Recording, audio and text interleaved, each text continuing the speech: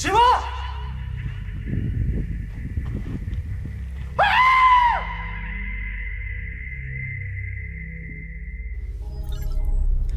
ఈ వీడియో గుర్తుపెట్టుకోండి, ఉపయోగపడుతుంది. దేవాలయాలు ఏముంటుంది ఈ లోపల?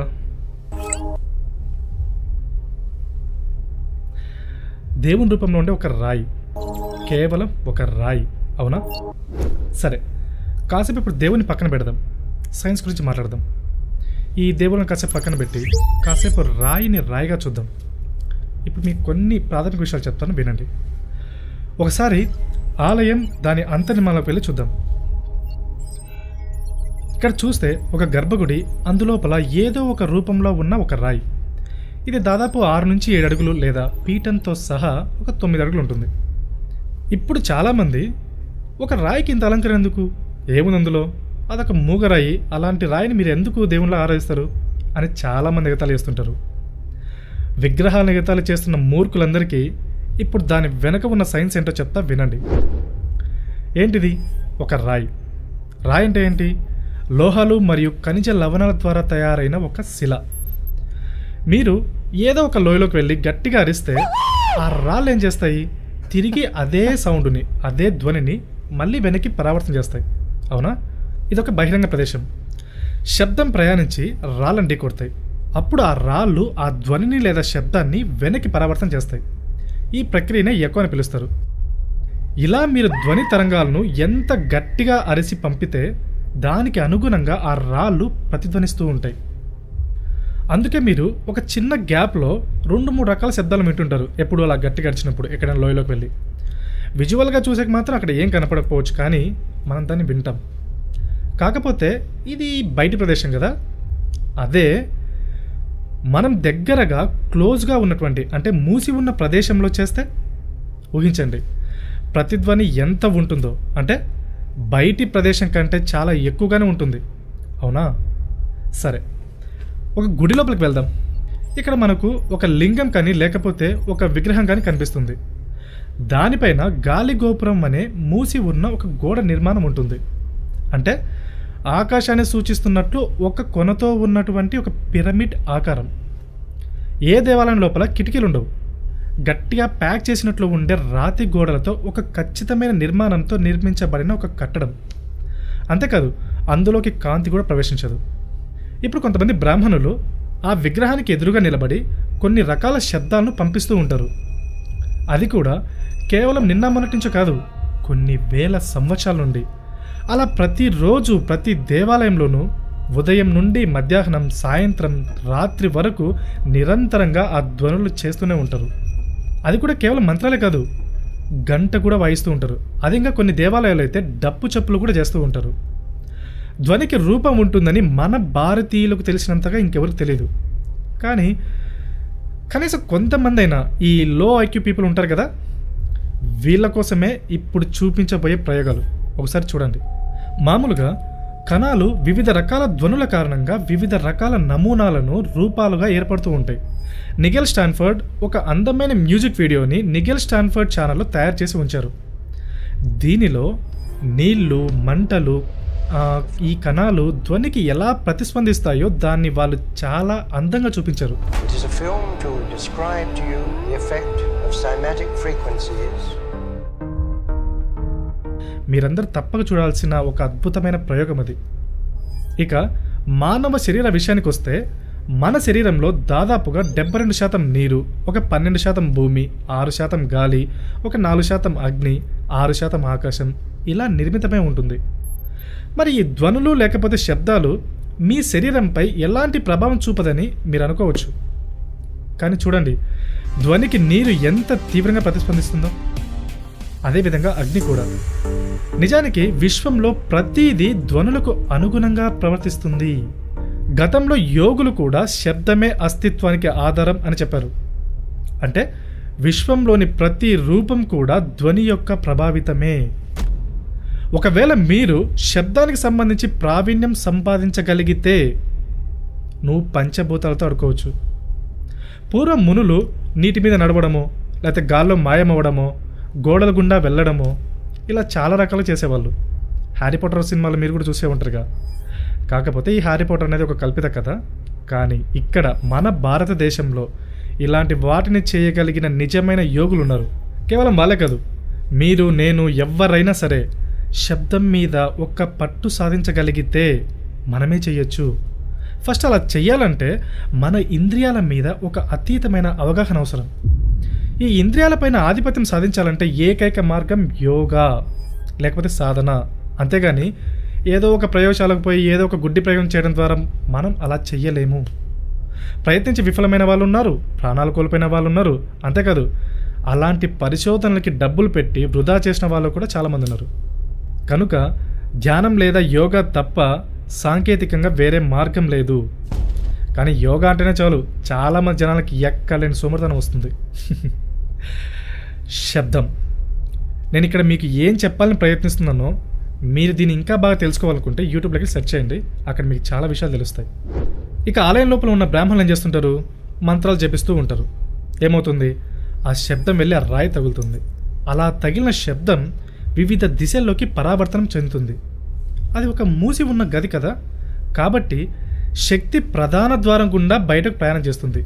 అలా వెళుతూ వెళుతూ ఎదురుగా నిలబడి ఉన్న వాళ్ళందరి నుండి శక్తి ప్రసరణ అనేది జరుగుతుంది. అంటే ఆ శక్తిలో మీరందరూ పూర్తిగా నిండిపోతారు. అంటే మీలో ఆ శక్తి పూర్తిగా నిండిపోతుంది. దేవాలయాల్లో మామూలుగా ఏం జపిస్తుంటారు చెప్పండి? ఉదయం విష్ణు సహస్రనామం, విష్ణుమూర్తికి 1000 నామాలు కదా. అలాగే రాత్రిపూట లలిత సహస్రనామాలు, ఇంకా శివోపాసన మంత్రం, లేకపోతే లింగాష్టకం, ఓం నమ శివాయ కానీ, లేకపోతే నిర్వాణ శతకం కానీ ఇలా జపిస్తూ ఉంటారు. ఇవి మానవ వ్యవస్థ పైన ఎన్నో రకాల ప్రభావాలు చూపిస్తూ ఉంటాయి.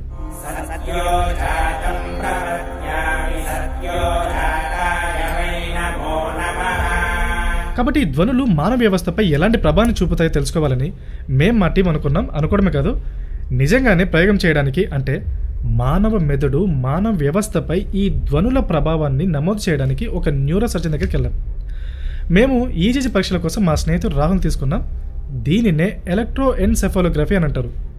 దీనితో కంప్యూటర్లో ఒక వ్యక్తి యొక్క నాడీ వ్యవస్థ ప్రక్రియని మనం చూడొచ్చు. అతనికి లలిత సహస్రనామంని వినిపించాం.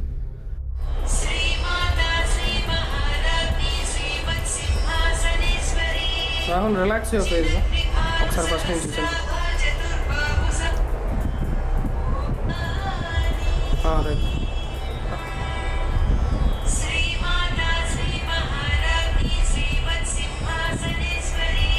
అతను పొందుతున్న పారాసింథటిక్ వ్యత్యాసాలు మాత్రం నిజంగానే ఆశ్చర్యపరిచాయి.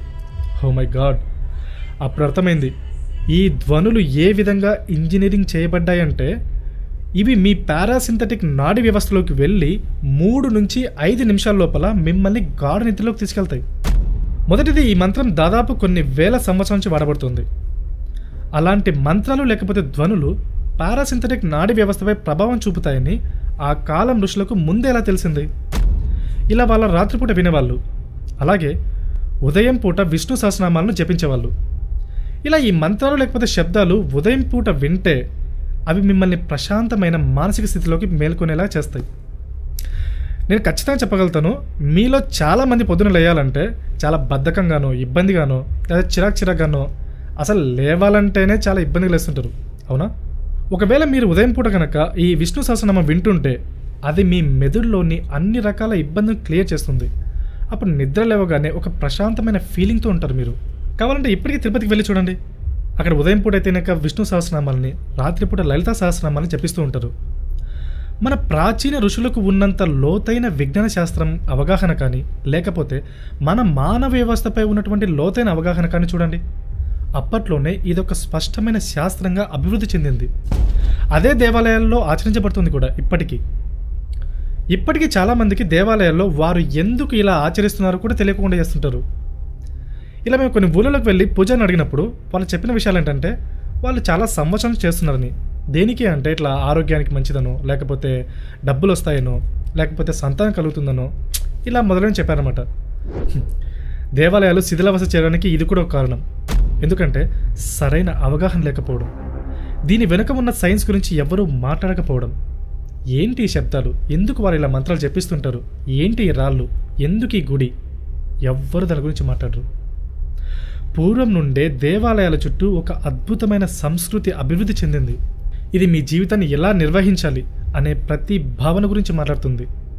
మీ రోగాలను ఎలా నయం చేయాలి, ఎలా ఆనందంగా బ్రతకాలి, ఎలా తినాలి, ఎలా ఉండాలి, ఇలా మానవ జీవితాన్ని ఎలా సుసంపన్నంగా చూసుకోవాలో కూడా చెప్తుంది. కాబట్టే ఆ కాలం నుండి కూడా మనం రాయిని దేవునిగా పిలవడం మొదలుపెట్టాం. దేవుడి కోసం జపం చేయడం అంటే వారి ఆలోచన నగరంలో నివసిస్తున్న మానవులందరికీ ప్రయోజనం చేకూర్చడమే. ఇదొక ఉచిత సర్వీస్. ఇలా మీ వైద్యులు కూడా మీకు ఉచితంగా సర్వీస్ ఇవ్వరు, కానీ ఈ ఆలయాలు మాత్రం ఉచితంగా చేస్తున్నాయి యుగాల నుండి. కానీ ఇప్పుడు ఈ ఆలయాలు దాడులకు గురవుతున్నాయి. వాటిని ప్రభుత్వం ఆధీనంలో నుంచి విడిపించుకోవాల్సిన సమయం ఆసన్నమైంది. ఆలయ ఆస్తులు దోచుకుంటున్నారు, అక్కడ బంగారం ఎక్కువ దొరుకుతుందనుకుంటున్నారు. కానీ విషయం ఏంటంటే ప్రతి గుడిలో ఒక ధ్వజస్తంభం ఉంటుంది. అది ఎంతో కొంత లోహంతో తయారు చేయబడి ఉంటుంది. సాధారణంగా బంగారం కానీ, రాగి కానీ, ఇత్తడి కానీ, ఇలాంటి లోహాలతో. ఎందుకంటే ఇవి ఒక మంచి ధ్వని వాహకాలుగా, లేకపోతే విద్యుత్ వాహకాలు. ఇంకా చెప్పాలంటే బంగారం ఒక అద్భుతమైన విద్యుత్ వాహకం. అంతేకాదు ఇది అధిక శక్తిని గ్రహిస్తూ ఉంటుంది, అందుకే వాటిని వాడుతుంటారు. అంతేకాని ఆలయ నిర్మాణంలో ఎంతో బంగారం వినియోగిస్తుంటారని ఎంతోమంది అనుకుంటూ ఉంటారు.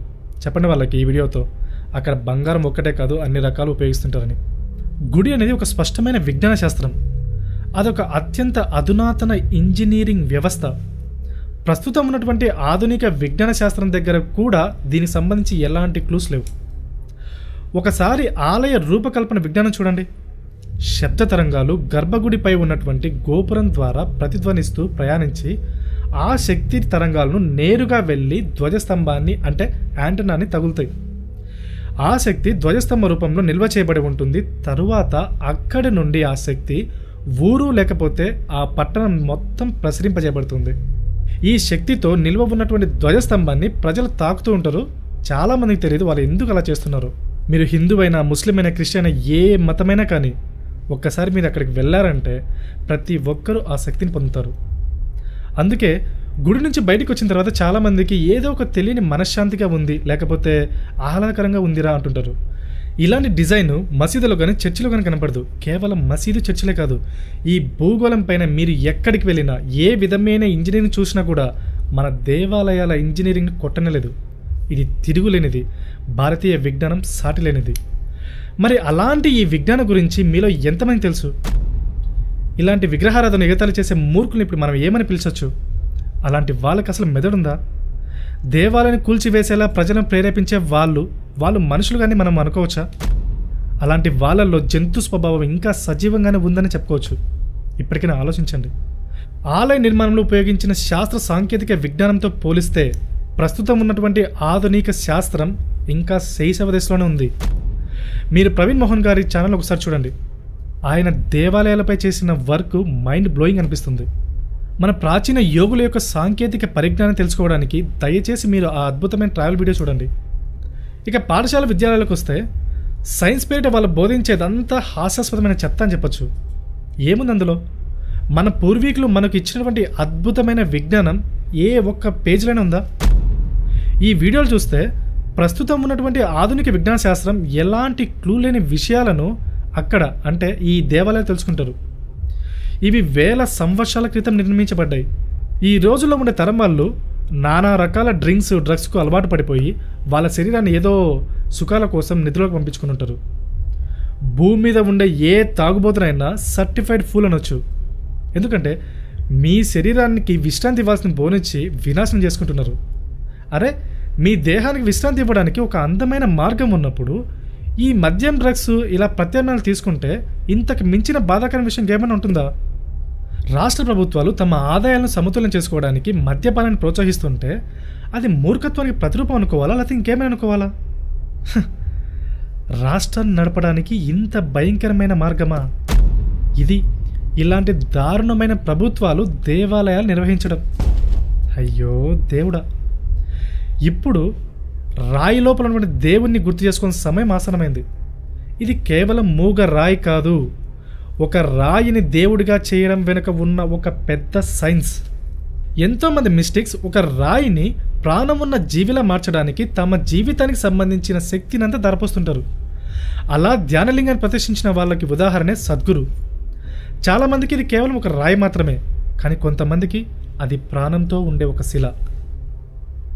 చాలామంది మంచి మంచి స్కూళ్ళ నుంచి విద్యావంతులైనటువంటి తెలివి ఎక్కువ ఉన్న ఈడియట్సే ఈ భక్తి భావాలను అపహాస్యం చేస్తుంటారు. నిజానికి ప్రతి సమస్యకి ఒక పరిష్కారం ఉన్నట్లే ప్రతి సమస్యని పరిష్కరించడానికి ఒక దేవాలయం ఉంది మన దేశంలో. అలాంటి సమస్యలను వైద్యులు కూడా పరిష్కరించలేరు. అలాంటి ఇంత గొప్ప గొప్ప దేవాలయాలు ఇప్పుడు శిథిలావస్థలోకి వెళ్తున్నాయి. ఇంత మాత్రం తెలిసి ఇప్పుడు ఈ ఆలయాల దుస్థితి చూస్తుంటే కళ్ళల్లో నీళ్ళొస్తున్నాయి. అరే, విశ్వంతో సంభాషించడానికి నక్షత్ర వీధుల నుండి, గెలాక్సీల నుండి శక్తిని గ్రహించి పెట్టుకుని ఇక్కడ మానవాళికి ప్రసరింపజేసే శక్తివంతమైన పరికరాలుగా పనిచేసే ఈ ఇంజనీరింగ్ అద్భుతాలు ఇప్పుడు ఇంత భయంకరమైన దుస్థితిలోకి వెళ్తున్నాయి. అసలు తెలియని ముళ్ళకేం తెలుసు ఆలయాలు ఎందుకు నిర్మించబడ్డాయో? ప్రస్తుతం ఉన్నటువంటి ప్రభుత్వ నియంత్రణలో ఉన్న దేవాలయాలు అత్యంత దారుణమైన దుస్థితిలో ఉన్నాయి. ఆలయ నిధులని దుర్వినియోగం చేస్తున్నారు, ఆలయ ఆస్తులు అమ్ముకుంటున్నారు, ఆ స్థలాల్లో చర్చిలు నిర్మిస్తున్నారు. ఎందుకు? ఇకనైనా మనందరం మేల్కోవాలి. మనమందరం మనలో గొడవలను పక్కన పెట్టి దానికోసం ఐక్యం అవ్వాలి. ప్రభుత్వ నియంత్రణ నుండి దేవాలయాన్ని విడిపించుకోవాలి. మీ దేవుల్లో దేవతలో వచ్చి ఏ ఆలయాన్ని కాపాడరు. అలా కాపాడతాన్ని మాత్రం అనుకోకండి. మనమే మేల్కొని మనం ప్రభుత్వంతో పోరాటం చేయాలి. మీరు ఎవరైనా సరే, ఎక్కడున్నా సరే, మీరు ముస్లిం అయినా క్రిస్టియన్ అయినా ఎవరైనా సరే, దయచేసి ఉద్యమంలో భాగం అవ్వండి. దేవాలయాన్ని విడిపించండి. ఫ్రీ టెంపుల్స్ ఫ్రమ్ ది సర్కార్.